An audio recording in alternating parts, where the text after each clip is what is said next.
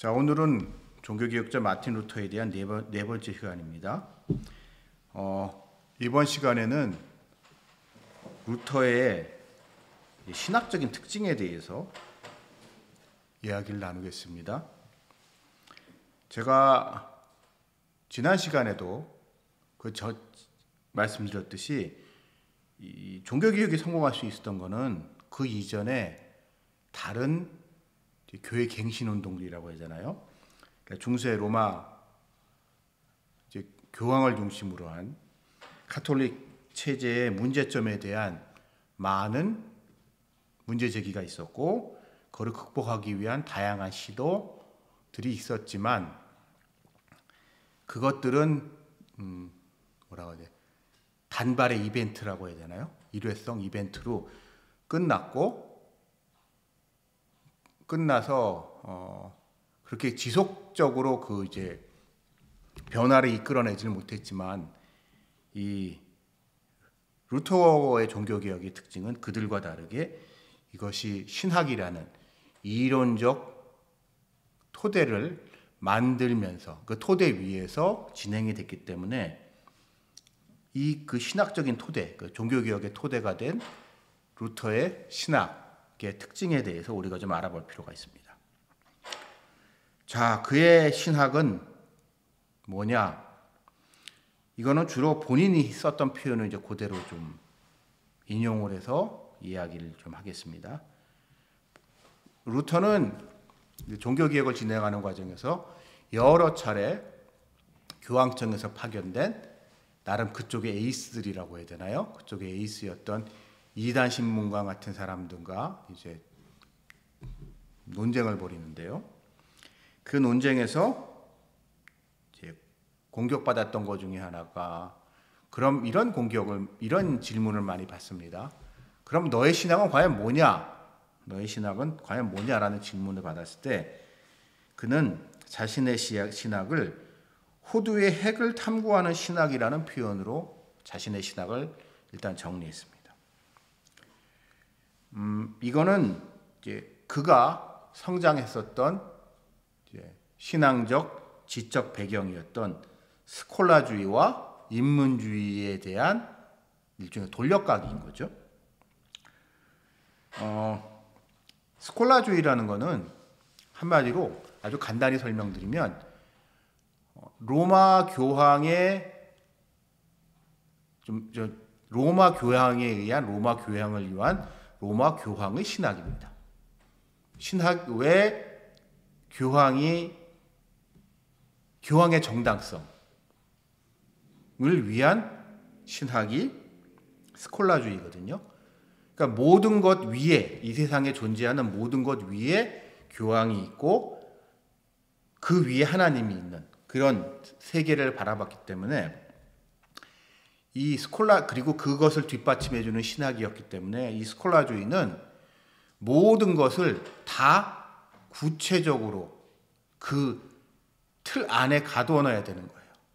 예를 들어서 이런 거죠. 우리 잘 아는 천동설과 지동설에 관한 문제에 대해서 우리 한번 생각을 해봅시다. 오늘날의 우리의 관점으로 봤을 때 교황이 천동설이냐 지동설이냐를 결정하는 거는 웃기는 얘기를 우리는 지금 보인단 말이에요. 지금 우리한테는. 근데 왜 그런 일이 벌어졌느냐? 결국 그 모든 것을 교회가 통제를 해야 되기 때문인 거죠. 교회의 바운더리 안에 있는 거고, 그 모든 교회의 최고 책임자로서의 교황이 중요했기 때문에, 그러다 보니까 모든 거 하나하나를 갖다가 매우 구체적으로 세분화해서 거기에 간섭을 할 수밖에 없었던 겁니다. 그래서 처음의 의도는 그런 거가 아니었겠지만, 시간이 지나면 지날수록 예를 들어서 이런 거예요. 중세 교회 음악에서, 중세 교회에서는 이제 찬송가가, 우리가 지금 찬송가고 아까 있는 그레고리안 찬트라는 게 있죠. 그레고리안 성가라는 게 있습니다. 그러면 과연 이 성가를 어떤 곡이 근데 그 이전에 교회에서 오랫동안 내려왔던 교회의 전통 속에 있었던 이런저런 이제 찬양곡들이 있을 거란 말이에요. 그럼 그 중에 어떤 곡이 제대로 된 찬양인지 하다 보면은 이제 교회에서 일상적으로 불려지고 있지만 문제가 있는 찬양이 있을 수도 있잖아요. 그런 거가 이제 문제가 있는지 없는지를 관리 감독해야 하고, 그러다 보니까 음악의 형식, 그러니까 뭐 여러분이 카톨릭 성가 같은 거라든지 이제 하게 되면 이 뭐라고 해야 되나요? 딱 틀이 정해져 있거든요. 틀이 뭐 처음에 무슨 노래 나오고 무슨 노래가 나오고 무슨 노래가 쭉 틀이 정해져 있어요. 근데 그게 틀이 만들어졌을 당시에는 그게 그들의 필요에 의해서 그 틀이 만들어졌을지라도 시간이 지나면서 이 찬양의 본질과는 상관없는 그런 형식적인 것에 매달리게 되는 거죠. 이제 그런 거를 이제 배격한다는 겁니다.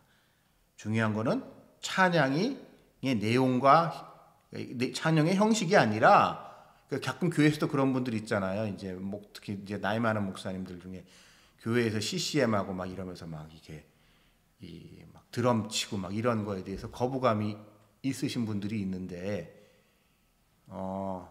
제가 좀 감히 말씀드리면, 교회 역사를 보게 되면 교회에서 피아노 칠 때도 얼마나 그런 거부감이 많았고, 교회에서 무언가 악기가 들어올 때마다 늘 일어나는 일이거든요. 저게 세상 음악하고 뭐가 다르냐고. 그런 거가 중요하지 않다는 거. 그래서 루터의 그렇다는 거. 인문주의자들은 이제 기본적으로 학자들이란 말이에요. 학자들이란 사람들이 깐깐하잖아요. 뭔가 나를 다른 사람과 구분하기 위해서, 그러니까 남들이 보기엔 별것도 아닌 거에 이제 학회가 어느 동네 어느 이제 분야를 가든지 학회라는 데 가보면은 남들이 보기에는 별것도 아닌 거 가지고 아주 되게 피곤하게 하시는 분들이 계시단 말이에요. 그러니까 남들이 그게 이해가 안 되는데 그분들한테는 그게 그냥 그만큼 심각하고 이제 절박한 문제인 경우들이 많습니다. 그러다 보니 그런 것이 퍼지다 보니까, 예를 들어서 여러분 이제 지금이야 이게 별거 아닌 것 같아도 맞춤법 있잖아요. 맞춤법. 여러분 직장 생활하고 이 사회 생활하고 보면 괜히 맞춤법 때문에 사람 피곤하게 하시는 분들 가끔 있잖아요.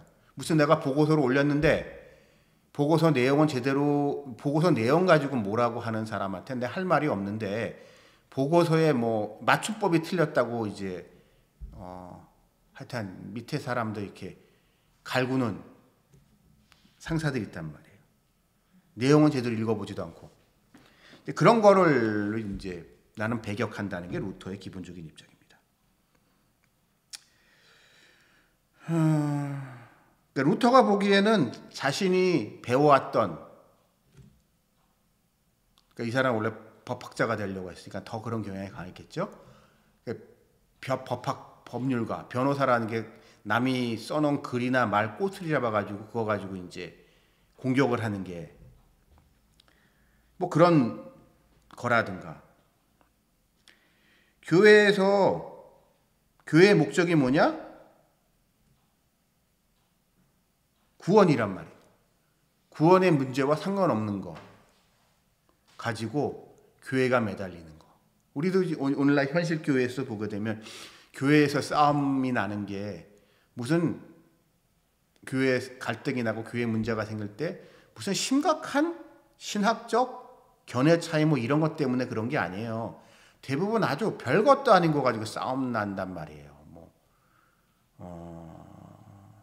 하여튼 여러분 이제 교회 현실을 보게 되면 이제 그런 거 가지고, 그런 건 좀 이렇게 우리가 신경 쓰지 말자라고 하는 게, 하면서 자기는 호도의 핵을 탐구하는 신학이라고 자신의 신학을 스스로 규정했습니다. 이어서 그는 자신의 신학을 십자가 신학이라는 표현을 했어요. 루터는 로마 교회는 영광의 신학을 추구하지만 나는 십자가의 신학을 추구한다. 십자가 신학을 추구한다라고 하면서 자신의 신학을 이렇게 그를 이렇게 십자가 신학이라는 되게 희한한 표현을 쓰면서 이거를 기점으로 자기와 그 로마 교회, 로마 카톨릭의 신학이 완전히 결별이 됩니다. 그 전까지는 이제 투닥투닥거리긴 하지만 둘 사이에 그럼 가장 결정적인 차이는 뭐냐? 그러니까 뭐라고 해야 되나? 처음에는 모든 싸움이 그렇지만 이제 서로 좋게 지내려고 하잖아요. 웬만하면 이제 서로 화해하려고 하고 웬만하면 다시 이렇게 힘을 합치자 이럴 텐데 이 루터가 나는 십자가 신학, 너희는 영광의 신학이라고 하면서 이 시점을 계기로 이제 카톨릭과 완전히 결별의 길에 들어서게 되는데요. 그러니까 루터가 보기엔 로마 교황을 비롯한 이제 기존 교회와는 물론이고 그 당시 이제 교회를 주름잡고 있었던 그러니까 교회뿐만 아니라 교회 밖에서 어찌 보게 되면 세상적인 세계적인 그러니까 실질적인 영향력이 더 크다고 했었던 에라스무스와 같은 인문주의자들과 자신의 가장 큰 차이점이 뭐냐? 루터는 나는 십자가를 바라보고 십자가의 신학을 한다고 하지만 너희는 세상을 바라보고 세상의 영광을 추구한다. 말로는 하나님의 영광을 추구한다고 하지만 그 하나님의 영광 뒤에서 자신의 영광을 좀 심하게 말하면 겉으로는 하나님 얘기를 하지만은 실질적으로는 떡밥만 챙기려고 하는 제사보다는 연불보다는 제밥에 관심이 있는 그런 사람이라 그런 거에 비해와 자기는 다르다는 차별점을 이렇게 단순 명료하게 표현합니다. 로마 종교 개혁 당시 이제 상황을 보게 되면 특히 이제 초창기의 상황을 보게 되면 그러니까 에라스무스 같은 많은 인문주의자들이 뭐 지금도 좀 이제 지식인들이 그런 경향이 있지만 지식인들이 좀 삐딱하잖아요. 기존 질서에 대해서 기존 권위에 대해서 대단히 이렇게 비판적입니다. 그리고 그렇게 비판을 잘할 때 이제 그러면서 깨어 있는 지식인으로서 명성을 얻게 되잖아요. 그러면서 그 사람들이 겉으로 루터의 이제 그 사람들에 대한 공격은 이런 거예요. 쉽게 말해서 교회가 썩었다, 세상이 썩었다라고 말로는 떠들면서 결국 당신들이 추구하는 게 뭐냐? 십자가를 추구하냐? 아니면 개인적인 명성을 추구하냐?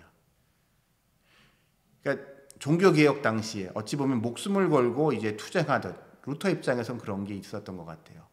그러니까 에라스무스와 같은 인문주의자들은 말로는 세상이 바뀌어야 된다고 하면서 막 말은 이제 아주 이렇게 멋있게 잘 하는데 막상 결정적인 순간에 행동을 해야 할 때, 선택을 해야 할 때,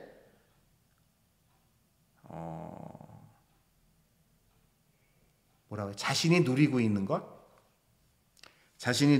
것을 포기하지 못하고 그러한 영광을 추구하고 있다는 점을 비판하고 있습니다. 그러면서 루터는 이런 십자가에 대해서 이제 좀 재밌는 표현을 합니다.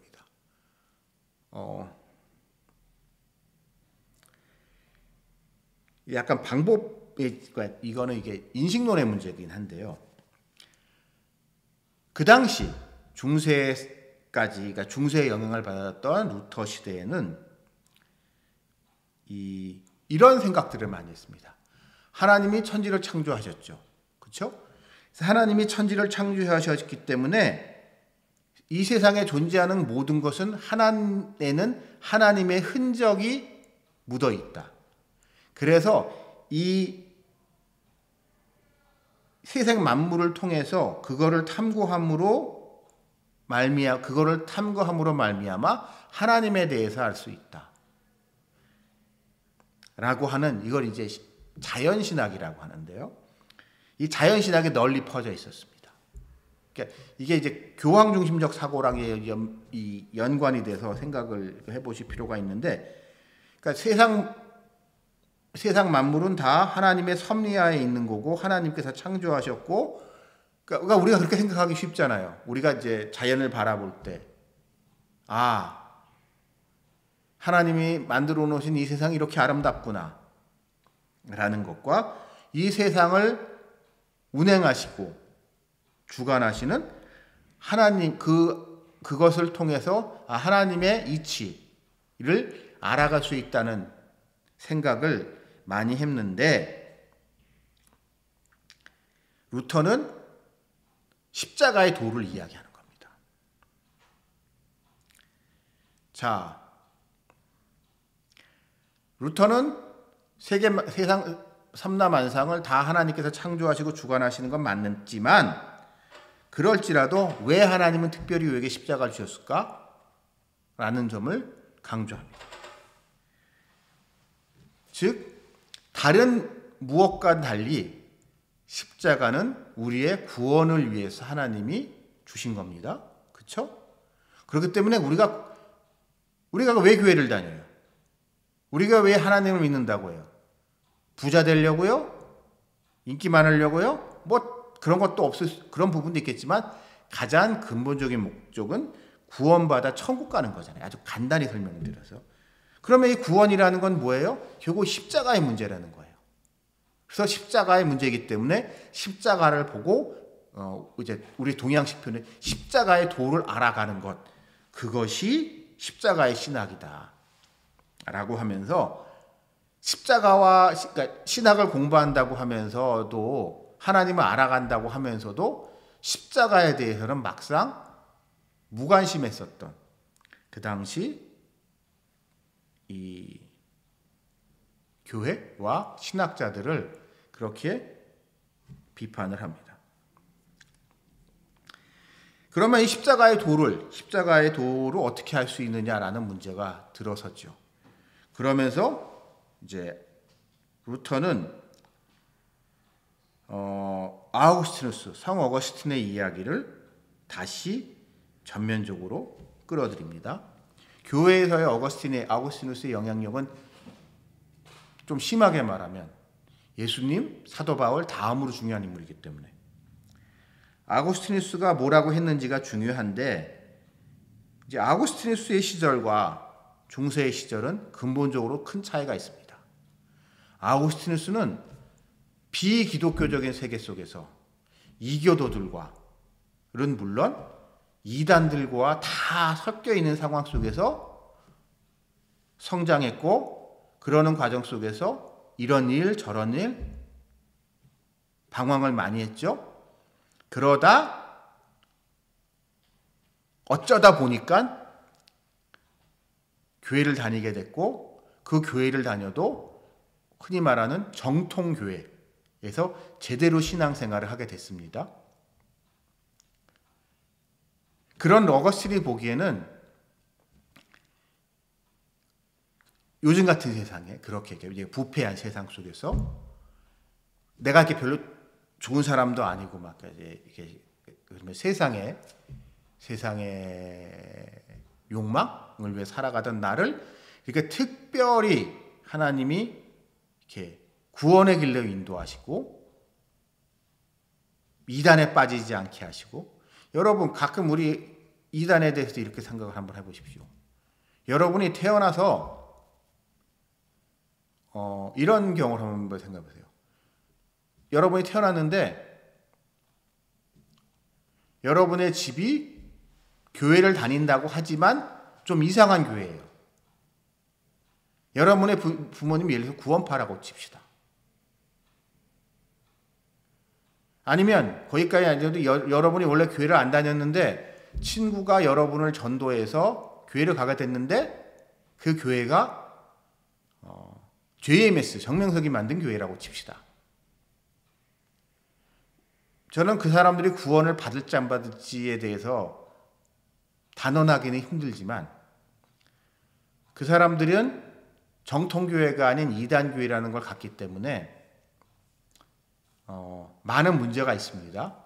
그리고 그런 사람들이 또한 자기네들이 이런저런 문제가 있다는 것을 안다고 할지라도 거기서 벗어나기가 되게 힘들어요. 벗어나기가 힘들어서 그러니까 그런 상황 속에서 결단이 요구되지만 그 결단이 가능한 것은 하나님의 은총이 있기 때문에 가능한 그런 사회 속에서 아우구스티누스의 시대는 그랬던 시대였지만 이제 중세로 넘어오면 어떻게 해요? 결단할 필요가 없어요. 그냥 모두가 다 교회를 다녀요. 교회를 안 다닐 수가 없어요. 교회에서 시키는 대로 안 할 수가 없어요. 사회가 다 그렇게 교회 안에, 그러니까 교회가 사회의 모든 것을 사실상 컨트롤하던 그런 시대이기 때문에. 예를 들어서 일요일날 교회 가기 싫어요? 지금 예를 들어서 우리는 주일날 교회 가기 싫으면 안 갈 수 있지만 중세 시대 같은 경우에는 주일날 교회를 가기 싫다고 교회를 안 갈 수 없단 말이에요. 근데 헌금 내기 싫어서 헌금 안 내고 싶겠지만 헌금을 안 낼 수가 없어요. 왜냐하면 이제 대부분 농사 짓던 시절인데 추수할 때 되게 되면 신부들이 그 지역을 관할하고 있는 이제 주교나 우리가 보낸 사람들이 와서 말 그대로 원천징수해 가기 때문에. 그런 데에서는 인간에게 특별한 결단이 요구되지 않고 그렇기 때문에 하나님의 은총이라는 것, 우리 한국식 표현은 하나님의 강권적인 개입 같은 거에 여지가 별로 없고, 강권적으로 개입할 게 뭐가 있어요? 그냥 가만히 있어도 그렇게 흘러가는. 그러니까 중세로 넘어가면서 사람들한테 요구되는 것은 뭐냐? 그런 개인의 결단이 아니라 개인의 윤리적인 실천이 강조되는 겁니다. 예를 들어서 이런 거예요. 그 사람이 교회를 가는데 헌금을 하는데 그거를 가기 싫은, 내기 싫은 이제 땡땡이 치고 싶고 이런 마음이 생기잖아요. 헌금하고 싶은 마음이 생기잖아요. 헌금하기 싫은. 그러면 단순하게 설명을 드릴게요. 여러분 농사 짓는 사람인데 올해 예를 들어서 농사도 제대로 잘 안 돼가지고 이렇게 수확이 많지 않아요. 근데 이 얼마 안 되는 수확에서 저쪽에서 주교가 보낸 사람들이 와가지고 세금이라고 11조라고 해서 이제 원천징수해가는 거가 이제 부당하다고 생각했잖아요. 그러면 어떻게 해요? 몰래 빼돌릴 거 아니에요. 몰래. 예를 들어서 원래 한 10가마 농사를 졌는데 그 중에 한두 가마니 정도 슬쩍 빼돌려가지고 추수하면서 슬쩍 빼돌려서 어디 땅에 묻어놓고 숨겨놓고 난 다음에 한 8가마밖에 안 됐다고 하면서 이제 거기에 해당하는 세금을 내게 되면 2가마 정도는 내가 이렇게 할 수 있잖아요. 그러니까 이거는 이러한 윤리적인 문제, 윤리적인 실천의 문제를 중세교회에서는 강조를 합니다. 그러니까 이게 남이 모르는 나의 내면적인 것, 그런 윤리적인 것, 도덕적인 것이 강조가 되면서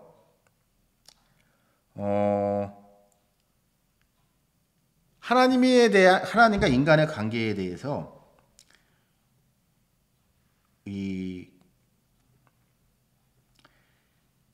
어떤 진실성이라는 부분이 요구가 됩니다. 사람들은 이제 그런 상황에, 제가 아까 말씀드린 그런 상황 속에서 아마 시간이 지나면서 지금도 우리가 세금 내기 싫어서 이렇게 빼돌릴 수 있으면 최대한 빼돌리려고 하는데 안 낼 수 있으면 안 내는 방법을 우리가 찾듯이 그 당시 사람들도 똑같았을 거란 말이에요. 근데 성경엔 뭐라고 나와있어요? 하나님께 낼 때는 기쁜 마음으로 내라고 하잖아요. 기쁜 마음으로. 억지로 내지 말라고 얘기한단 말이에요. 그러면 근데 사람들이 어떻게 하면은 기쁜 마음으로 억지로 내지 않게 하느냐라는 이런 동기부여의 문제에 있어서 로마 교회는 한편으로는 겁주기하고 하나님이 다 쳐다보고 계셔. 네가 무엇이라고 하나님 모르실 것 같아? 라고 하면서 겁주기를 줘야 되고 또 다른 한편으로는 그거에 대한 이제 보상. 어려운 거 하는데 올해 농사가 잘 안 돼서 이렇게라도 할 수밖에 없는 네 처지를 내 모르는 바 아니지만 그래도 하나님이 다 채워주시겠지. 이렇게 네가 마음을 다하고 이렇게 기쁜 마음으로 어려운 형편 속에서도 하는 이 두 가지 가지고 당근과 채찍으로 통해서 어찌 보면은 이런 방법을 통해서 로마 교회는 사람들을 통제했는데 루터는 그게 아니라는 거예요. 루터식 접근은 쉽게 말하면 이겁니다. 사람들이 그렇게 먹고 살려고 이게 빼돌렸는데 이거에 대해서 하나님이 특별한 은총을 그에게 베풀어서 그의 삶에 특별히 개입하셔서 하나님이 그를 깨우치게 하셔서 그 사람이 그거에 대해서 통회 자복하고 회개할 때만이 그 문제가 해결된다는 겁니다. 억지로 되는 것이 아니라 인간이 할 수 있는 것이 아니라. 그래서 우리 가끔 그런 경우 있잖아요. 이렇게 그러니까 여러분 우리가 이게 있습니다. 교회 신앙생활을 하다 보면 교회를 다니거나 교회를 안 다니거나 하는 사람들한테 어려운 게 죄를 죄로 인식하게 하는 거예요. 사람들은 끊임없이 핑계를 댑니다. 그러면서 끊임없이 자기 합리화를 하는데 그 인간의 자기 합리화와 자기 정당화를 막기 위해서는 그걸 결국 포기하는 게 회개잖아요. 그냥 잘못했다고 회개란 말이에요. 그래서 이 회개를 로마 가톨릭은 쉽게 말해서 고해성사 같은 제도화를 통해서 그 문제를 해결하려고 했다면 루터는 그것이 아니라 그건 뭐 그런 형식적인 거로 되는 것이 아니라 그것을 죄로 깨닫고 그 깨달음에 따라서 그것을 실천할 수 있게 하는 하나님의 은혜만이 구원의 근거라고 루터는 이야기하고 있습니다. 이러한 큰 세 가지 특징, 첫째는 호두의 핵이라고 하면서 모든 문제를 그 구원의 문제를 바라보는 것, 그다음에 두 번째 십자가 신학이라고 하면서 다른 무엇이 아니라 십자가를 바라봐야 한다는 것, 그리고 세 번째는 인간은 하나님을 알 수 없고 오직 우리에게 하나님의 특별한 은총이 있어야만 한다는 것, 이 세 가지를 강조하면서 루터는 사람들을 설득시키면서 본인이 의도했던 바는 아니지만 종교개혁이라는 역사적인 사건을 만들어 갑니다. 그래서 다음 시간부터는 그 구체적인 내용이 어떻게 되는지를 하나하나 좀 더 자세히 살펴보겠습니다. 다음 주에 뵙겠습니다.